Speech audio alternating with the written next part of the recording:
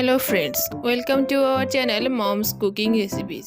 আজ করে দেখাবো সাবুর খিচুড়ি, একটি হেলদি টেস্টি সাবুর খিচুড়ি যেটা বাচ্চা থেকে বয়স্ক সকলেই খেতে পারবেন। খিচুড়িটি দেখতে যেমন সুন্দর তেমনি খেতেও অসাধারণ হয়।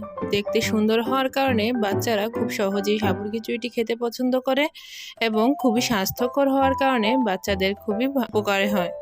তাহলে ভিডিওটি স্কিপ না করে পুরো ভিডিওটি দেখতে থাকুন।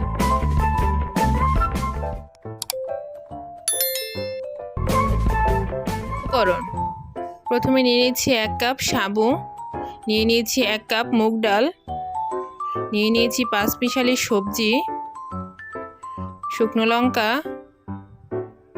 গোটা জিরে, লবণ, হলুদ গুঁড়ো, নিয়ে নিয়েছি ধনে গুঁড়ো, জিরে গুঁড়ো, তেজপাতা, কাঁচা লঙ্কা, কিছুটা চিনি, আদা বাটা, কাঁচা লঙ্কা বাটা। তাহলে চলুন শুরু করি। একটি শুকনো কড়াইতে মুগ ডাল বসিয়ে দিয়েছি। মুগ ডালগুলো লাল লাল করে ভেজে নেব। মুগ ডালগুলো যাতে পুড়ে না যায় সেদিকে লক্ষ্য রাখতে হবে। খুব সুন্দর করে মুগ ডালগুলো ভেজে নিতে হবে। একদম নেড়ে চেড়ে লাল লাল করে ভেজে নেব। মুগ ডালগুলো কেমন ভাজছি স্ক্রিনে দেখে আপনারা নিশ্চয়ই বুঝতে পারছেন। মুগ ডালগুলো লাল লাল করে ভাজা হয়ে গেছে, এখন নামিয়ে নিয়েছি। এখন একটা পাত্রে ভাজা মুগ ডাল সিদ্ধ বসিয়ে দিয়েছি এবং কিছু মশলা যোগ করে নিব। দিয়ে দিচ্ছি কাঁচা লঙ্কা বাটা, আদা বাটা, গোটা কাঁচা লঙ্কা দিয়ে ভালো করে সিদ্ধ করে নেব। এদিকে সাবুগুলো ধুয়ে জল ঝরিয়ে নিব। জল ঝরানো সাবু এখন গরম তেলে দিয়ে দিব। গরম তেলে দিয়ে অনবরত নাড়তে হবে। সাবুগুলো যদি একটু লেগে যায় বা একটু দলা পেকে যায়, ভয় পাওয়ার কোনো কারণ নেই, কারণ সাবুগুলো ঠান্ডা হলে নিজে থেকেই ছেড়ে যাবে। সাবুগুলো ভাজা করে একটি পাত্রে, ছড়ানো পাত্রে ঢেলে খুব ভালো করে ঠান্ডা করে নিতে হবে, যেমন গরম ভাবটা চলে যায়। এদিকে গরম তেলে 3টি শুকনো লঙ্কা ফোড়ন দিয়ে দিচ্ছি কিছুটা তেজপাতা এবং গোটা জিরে। মশলাগুলো একটু নেড়ে চেড়ে ভাজা ভাজা করে নেব। এই পর্যায়ে মশলাগুলো খুব ভালো করে ভেজে নিতে হবে। আমার মশলা ভাজা হয়ে গেছে।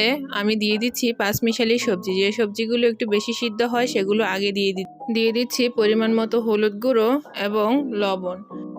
সবজির সাথে মশলাগুলো একটু মিশিয়ে নেব এবং ভালো করে ভাজা ভাজা করে নেব। খুব বেশি ভাজা ভাজা করার দরকার নেই, অল্প পরিমাণে ভাজা করলে চলবে। এ পর্যায়ে আমি একটু ঢাকা দিয়ে সিদ্ধ করে নেব। ঢাকা দিয়ে সিদ্ধ করে নিয়েছি, 70% সিদ্ধ করা হয়ে গেছে। এখন দিয়ে দিব কুমড়ো এবং টমেটো। এই সবজিগুলো কম সিদ্ধ হয়, সেই জন্য বেশি সিদ্ধ হওয়া সবজির পর কিছুক্ষণ পরে আমি এই সবজিগুলো দিয়ে একটু নেড়ে চেড়ে নিচ্ছি এবং কিছুটা নেড়ে চেড়ে ঢাকা দিয়ে দিব পরবর্তী সবজিগুলো সিদ্ধ না হওয়া পর্যন্ত। এখন আমার পরবর্তী সবজিগুলো খুব সুন্দর সিদ্ধ হয়ে গেছে, এজন্য ঢাকা খুলে নিয়েছি। 100% রান্না করা হয়ে গেছে। একটু মিশিয়ে নিচ্ছি এবং আপনাদের দেখিয়ে দিচ্ছি সবজিগুলো কেমন সিদ্ধ হয়েছে। এ পর্যায়ে দিয়ে দিচ্ছি ধনে ও জিরে গুঁড়ো। ধনে ও জিরে গুঁড়ো দিয়ে খুব ভালো করে আর একটু ভাজা ভাজা করে নেব। দেখুন সবজিগুলো কি সুন্দর সিদ্ধ হয়েছে। একটু ভেঙে ভেঙে আপনাদের দেখিয়ে দিচ্ছি। এখন অ্যাড করে দিচ্ছি মশলা দিয়ে ফুটিয়ে রাখা মুগ ডাল। মুগ ডাল দিয়ে আরেকটু ফুটিয়ে নিব। মশলার সাথে মুগ ডাল আরেকটু সিদ্ধ করে নেব। এখন দিয়ে দিচ্ছি কিছুটা লবণ। আমার লবণ একটু কম হয়েছে, সেজন্য আমি কিছুটা লবণ দিয়ে দিচ্ছি আর একটু চিনি দিয়ে মুগ ডাল সব মশলাগুলো আর একটু সিদ্ধ করে নেব। আমি একটু হলুদও দিয়েছি, আপনারা আপনাদের পরিমাণ মতো হলুদ, লবণ, চিনি এগুলো দেখে দিবেন। এখন দিয়ে দিচ্ছি ভাজা সাবু দিয়ে অনবরত নাড়তে হবে, তা না হলে নিচে লেগে যেতে পারে। সেজন্য অনবরত নেড়ে চেড়ে খুব সুন্দরভাবে সিদ্ধ করে নিতে হবে। সাবুটাই না সিদ্ধ হওয়া পর্যন্ত অনবরত নাড়তে থাকতে হবে, না নাড়লে নিচে লেগে যেতে পারে এবং পুড়ে গেলে সাবুর খিচুড়িটা খেতে ভালো লাগবে না।